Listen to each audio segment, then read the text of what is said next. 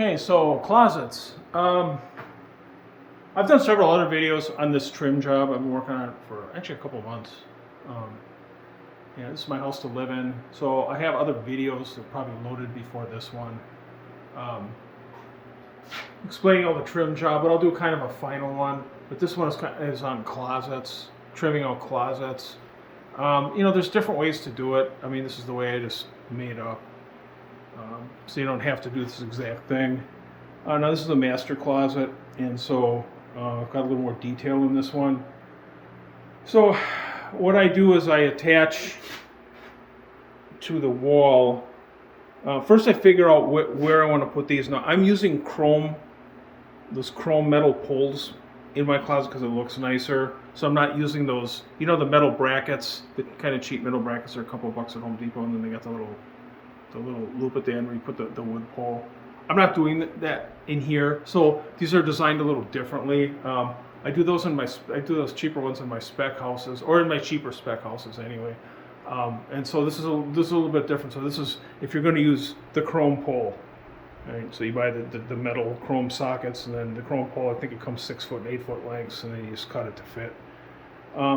So this is trimmed out, if you want to call it that, for that type of an application. So if you can do the metal brackets with it, you got to do it differently. And I think I've got some videos on that from some spec houses I did and explained that, but maybe not, or maybe I'll do one in the future. Anyway, yeah. So here what I do is I get my heights, and so I do this one at 43 inches, and then the upper one at 85 inches. And then this here, this is for dresses, right? So or long things that are longer, trench coats or whatever. And then I put one at, I think it's 72 or 73, and then the one at 85. The reason I put this here, there's not going to be a pole here because obviously it's going to be long clothes. But what if somebody in the future doesn't need the long, the one for long clothing? They can put another, at least a shelf here if they want to. See, I put shelves in here, or whatever. So I just put this here, and then also this and this help support this. So I need, I install this one. Let's pretend this one isn't here. The upper one, so like here, and then I nail this in from the side. And then, of course, the painters will come here and caulk on both sides. The caulk will help hold it in. So this is off the floor. Okay, so anyway, yeah, so I install 1x4, and then here I do 5-inch. I mean, I could do 5-inch here too, but 1x4 is a stock item. 5-inch, 5.5 is just bigger. It's more money. It's not necessary. The reason I do it here on the ends is your pole socket. Your chrome pole socket would hang down too far. This isn't quite wide enough at 3.5 inch. So I had some stock and I just ripped 5-inch. I mean, you could use 1x6, which is 5.5. Anyway, that's what I do. And then I just put this little angle. It just makes it look a little nicer.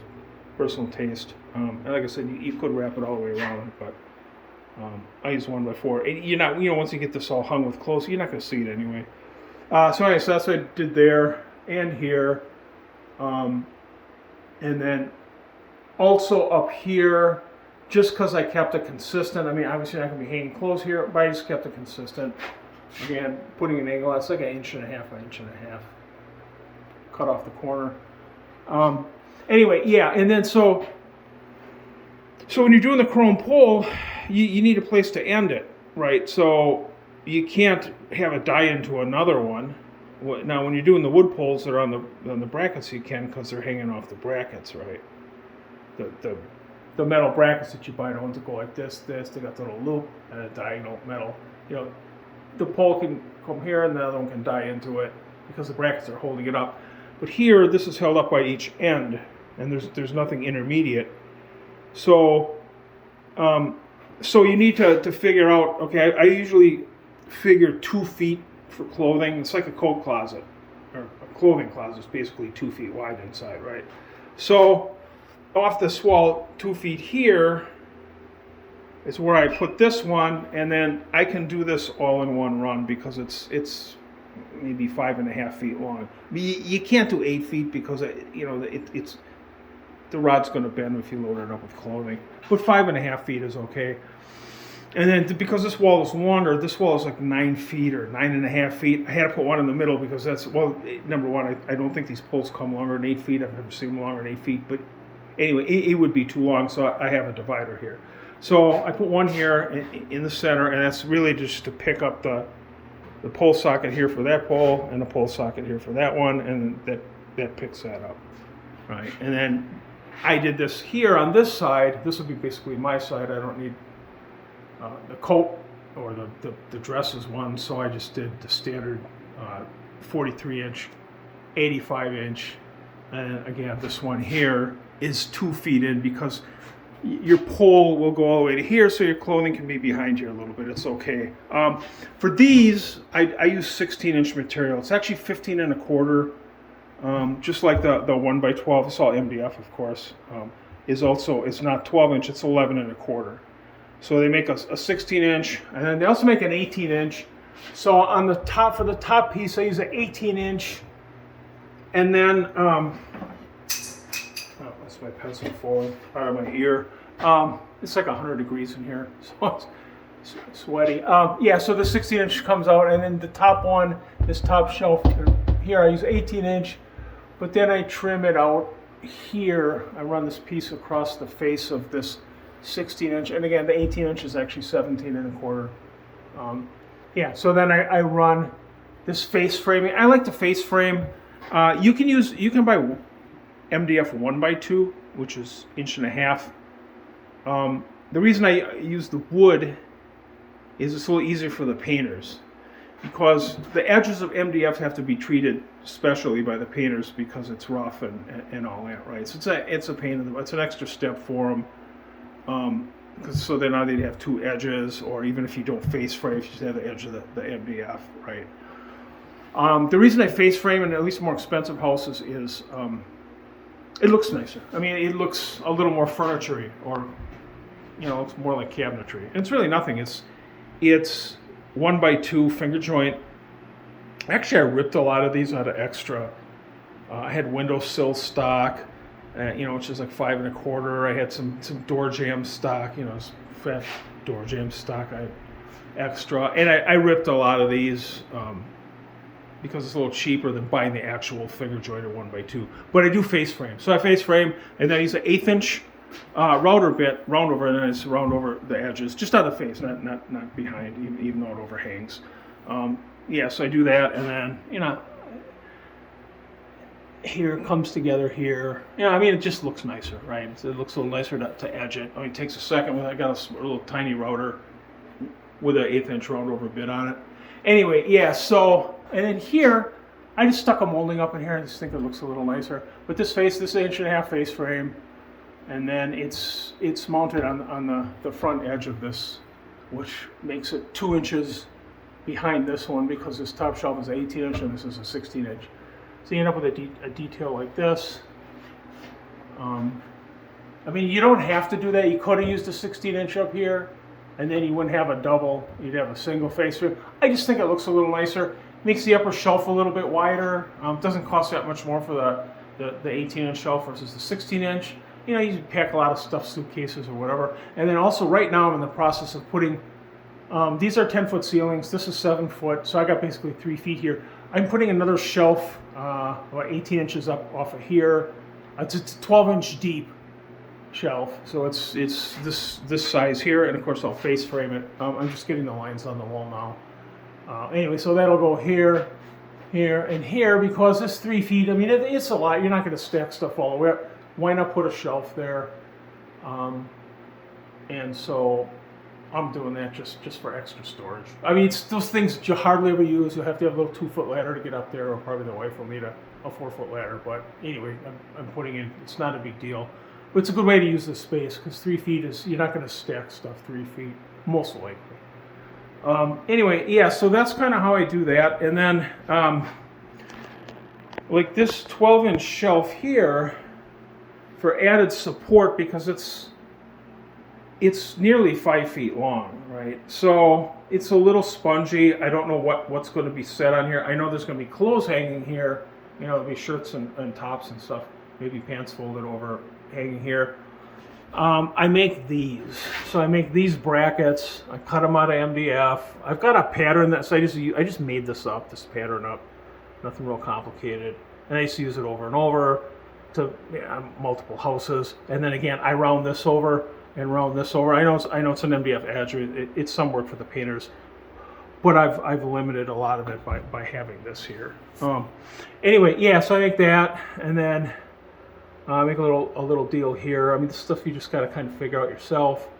You know, you can just make something up that looks a little. Doesn't have to look exactly like this. It's just what came out of my head at one point in history, and I've just been using it ever since. Anyway, yeah. So. And then I nailed this to this from behind before I put it on the wall. So I glue it. I put a bunch of nails in, little nails, like 1.5 brads, maybe like 10 or 15 in here. And then this goes into a stud. So you got to put where there's a stud. And then I nailed this in, and of course everything will be caulked, which adds to the strength. And then I nail down through this shelf into the top of the bracket with several nails. And then so it gives it more strength. Probably if you had 4 feet or less, it wouldn't be necessary, but 5 is kind of pushing the limit. What'll happen is the shelf wouldn't break, but it'll bow over time, and then it'll just keep that. If you didn't have a bracket here, it'll just keep that. That's what MDF does. Even lumber, if you put weight on it for a long period of time, eventually it'll just keep that shape. So for an extra few minutes, I made these brackets, and then of course I'll have several up here, maybe 3 here.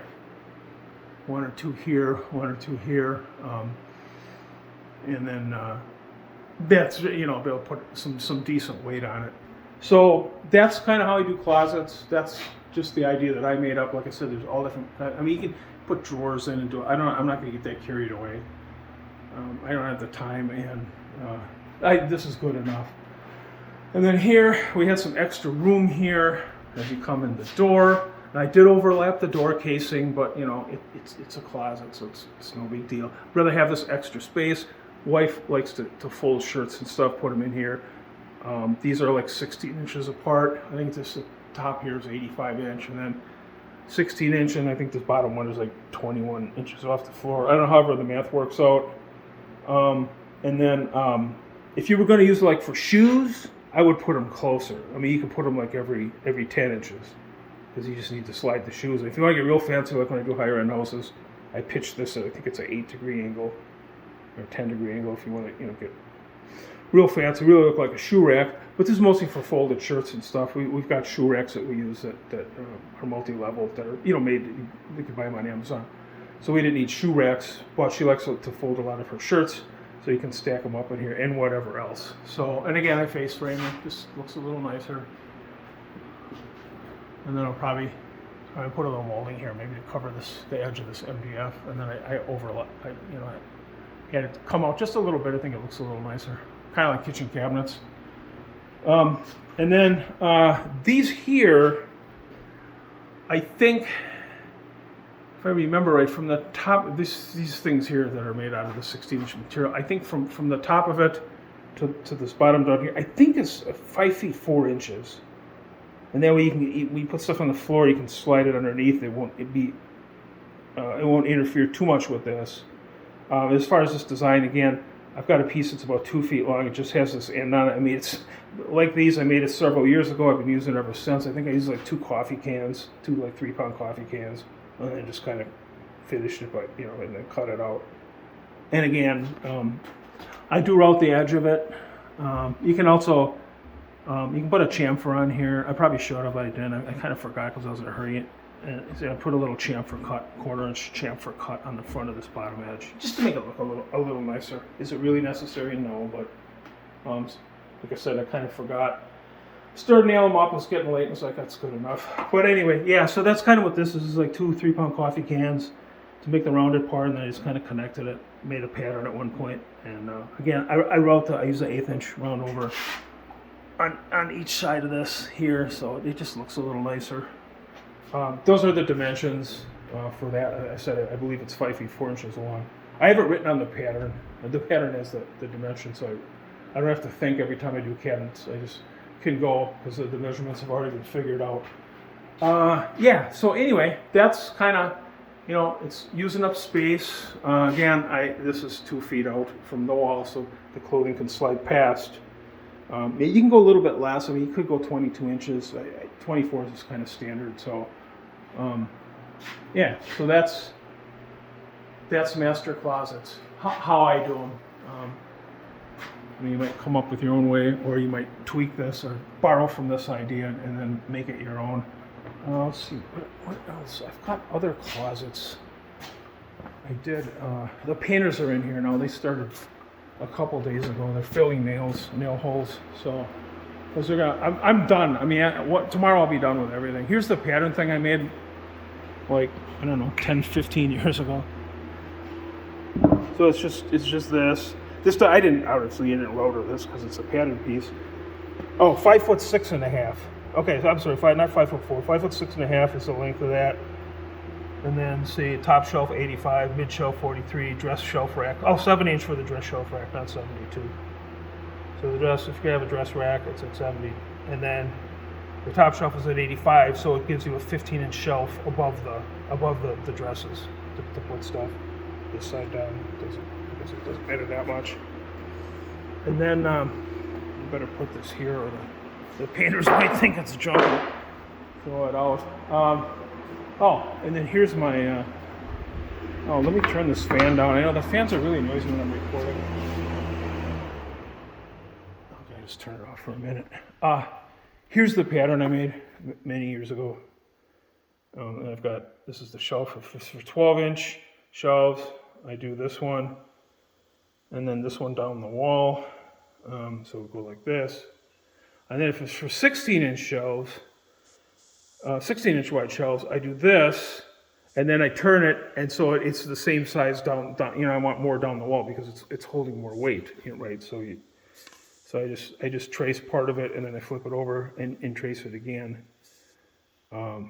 just to give myself a 16 and then 16 down the wall, just for extra support. Anyway, yeah. So that's, again, I just use it over and over again.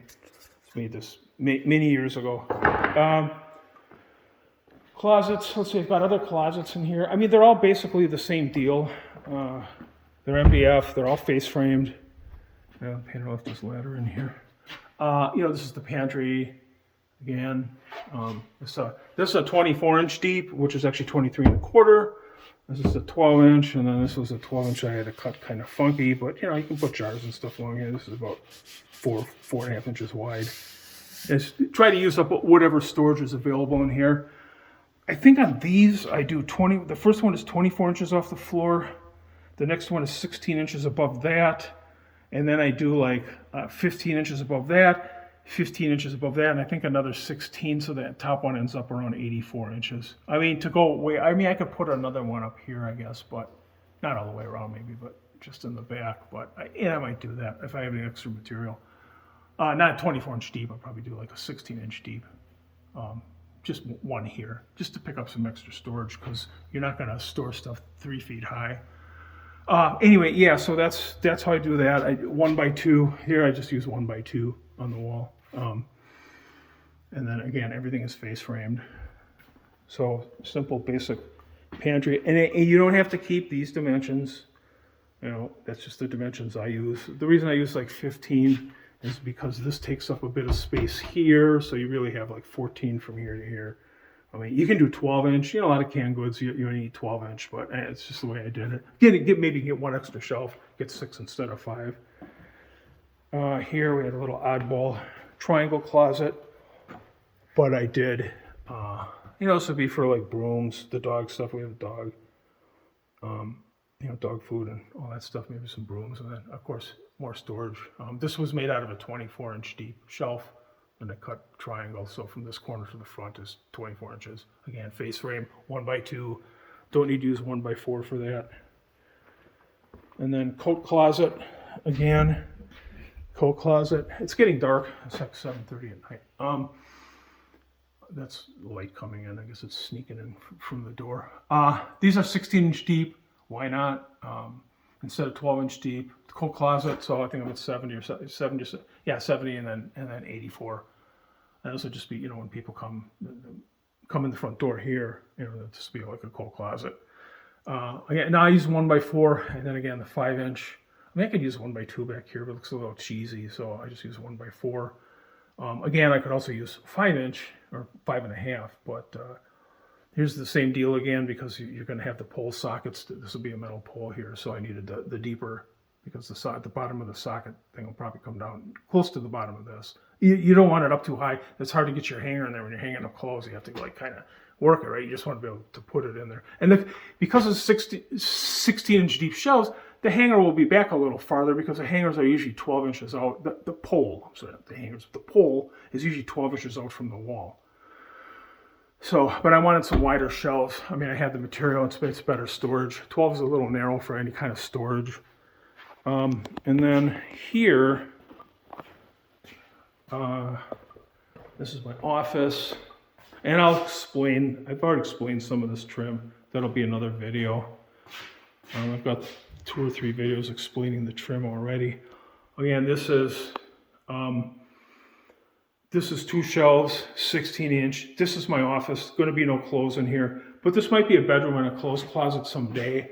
So I set it up that they can put a pole in here if they have to, and if they need to have a support in the middle or whatever, they could, and they could just take the shelf out. This could become a regular closet for a bedroom. It's about 9 feet long, so it's a pretty long closet. But this is what I did. So I used a couple of these for support. About every 32 inches, so I had to put 2 in. And then it's basically set up to be a future standard bedroom closet without having to go through too much. Mostly removing this and then providing a pole and maybe a way to support that pole, you know, somewhere in the center. This would actually be too long for a chrome pole. So if I was to put a chrome pole in here, I would have had to put one of those divider deals, you know, with the coffee can shaped bottom on it, because this is more than 8 feet. And then yeah, so anyway, so that's how I did that. And then again, this is a bedroom. We're not going to use it for a bedroom because we don't have kids, but it's a guest bedroom and a storage room, and that was set up with a standard deal here. And this one, I didn't have any material at the time. I want to get this closet and get this room done. So I kind of cheated and I put this so that it's not focusing. Sorry about that. Let's see if it focuses now. I guess because it's getting dark. Anyway, the chrome. See, that's why the 1x4 isn't wide enough. So I just added something. It's okay. It's a closet. We're gonna fill it up with stuff, and then nobody's ever gonna see it. So I was like, yeah, good enough. I think it doesn't want to focus because of the light. It's having trouble focusing. That's weird. Huh. Sorry about that, guys. I don't know. I'm not an expert. I'm just a guy with a phone. Now it's like, what is it doing? I know it's going off the deep end. Oh, there we go. Okay. Anyway, yeah, that's kind of my little tutorial on closets, just to give you some ideas, some measurements, some heights, types of materials I use, how I use them. You know, you can, like I said, you can make it your own. But if you don't know a lot about this kind of stuff, it's a starting point for you. Or maybe you'll just copy it exactly. You know, I mean, it looks nice. You know, people like it. It'll all be painted with semi-gloss oil paint, so you know it'll look nice when it's done. Of course, I'll have videos when the house is done. You know, when everything is done. But I'm trying to do it in stages right now. Video it in stages and explaining the stages, like I did with the trim. I think it's got several. Explaining this, explaining that, explaining the trim around the doors and windows. You know, sort of. Oh, we added these two brackets we bought from Architectural Depot. You know, they're the foam. They're not foam, but they're basically plastic. It's called Fipon or whatever. They're like $110 a piece. We had an arch here, a drywalled arch, and I didn't like it. I was like, it doesn't look right. So I tore it out. I cased it out like a doorway, and then I threw these things up. It was kind of a last minute deal. Anyway, but I'll explain that later. Okay, I need to get back to work. Yeah, check out my channel. If you know, framing, plumbing, electrical, all different steps of construction. If you want to build your own houses, you want to do spec houses. I'll be doing more stuff too on how to buy lots, how to do spec houses, what to look for, what to do, what not to do. You know, what lots to buy. all that kind of stuff. I'll cover that later, sometime down the road. If you want to get into either building your own house, picking out a lot, building spec houses, building for profit, building for other people, whatever. Yeah. So anyway, I need to get back to work because this is 25 minutes now. So anyway, bye.